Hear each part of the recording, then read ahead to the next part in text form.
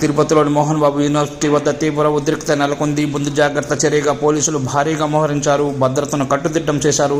మరోవైపు college security సిబ్బంది కూడా గేట్లను పూర్తిగా మూసివేశారు. ప్రస్తుతం కళాశాలలోనికి ఎవరిని అనుమతించడం లేదు.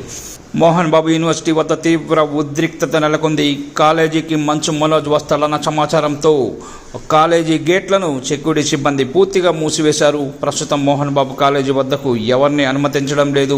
మీడియా రిపోర్టర్లు కూడా ఇక్కడి నుంచి వెళ్లిపోవాలని భద్రతా సిబ్బంది సూచించారు. మరోవైపు ముందస్తు జాగ్రత్తగా పోలీసులు కాలేజీ వద్దకు చేరుకున్నారు. కళాశాల ఆవరణలో ఎలాంటి అవాంఛనీయ ఘటనలు జరగకుండా భద్రతా చర్యలు చేపట్టారు. కాగా మంచు మనోజ్ రేణిగుంట విమానాశ్రయం నుంచి ర్యాలీగా రంగంపేటకు రానున్నట్లు తెలుస్తోంది. ఈ కారణంగానే మోహన్ బాబు యూనివర్సిటీ గేట్లను పూర్తిగా మూసివేసినట్లుగా కూడా తెలుస్తోంది. కాగా మంచు మనోజ్ దంపతులు నారావారిపల్లిలో సీఎం చంద్రబాబు ఇంటికి వెళ్లారు. అక్కడ మంత్రి నారా లోకేష్ తో పాటు కుటుంబ సభ్యులను కలిశారు. తిరుపతిలోని మోహన్ బాబు యూనివర్సిటీ వద్ద తీవ్ర ఉద్రిక్తత నెలకొంది. ముందు జాగ్రత్త చర్యగా పోలీసులు భారీగా మోహరించారు, భద్రతను కట్టుదిట్టం చేశారు.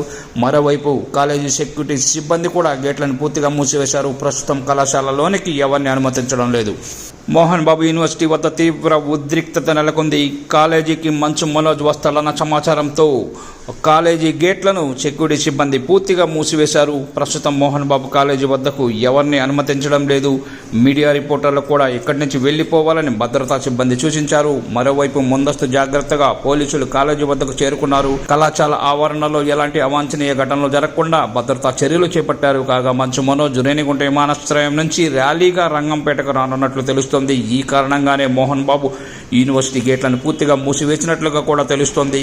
కాగా మంచు మనోజ్ దంపతులు నారావారిపల్లిలో సీఎం చంద్రబాబు ఇంటికి వెళ్లారు. అక్కడ మంత్రి నారా లోకేష్ తో పాటు కుటుంబ సభ్యులను కలిశారు.